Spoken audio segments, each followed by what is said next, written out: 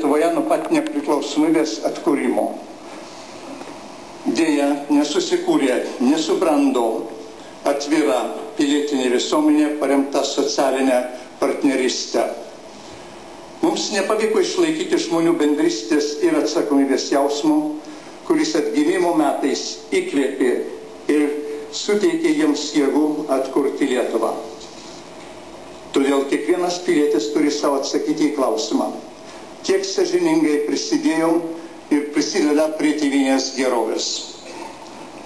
Bet pirmiausiai mes, politikai, viešojo gyvenimo dalyviai, turime prisiimti savoje atsakomybės dalį už tai, ko nepadarėme ir nepadarome.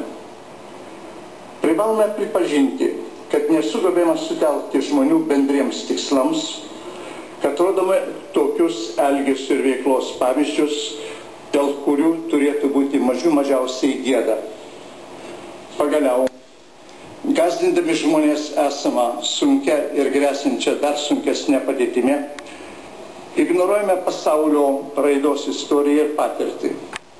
O ta patirtis rodo, kad kiekviena krizė, pasirinkus protingą veiklos kryptį, gali tapti drąsaus mąstymo ir perspektyvios veiklos atskaitos tašku.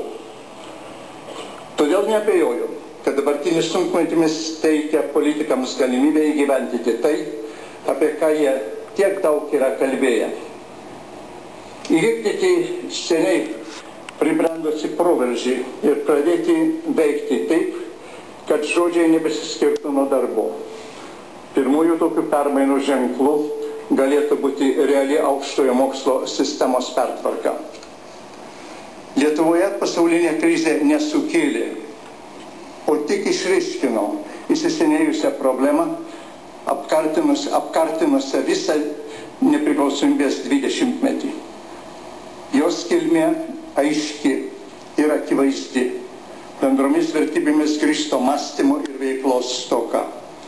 Paprasčiausiai tariant, moralės nuvertinimas, nustumimas į gyvenimo paraštes.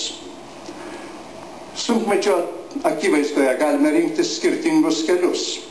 Vienas jų – didžiąją kaltę versti išoriniams, nuo mūsų veik nepriklausomiems veiksniams ir teigti, kad mus ištikę sunkumai tik globalinių ekonominių ir finansinių problemų aidas. Iš dalies taip. Tačiau jei būtume padarę viską, kas priklauso nuo mūsų, jei būtume tvarkėsi atsakingai susidoroti su pasauliniais iššūkiais, būtų daug paprasčiau.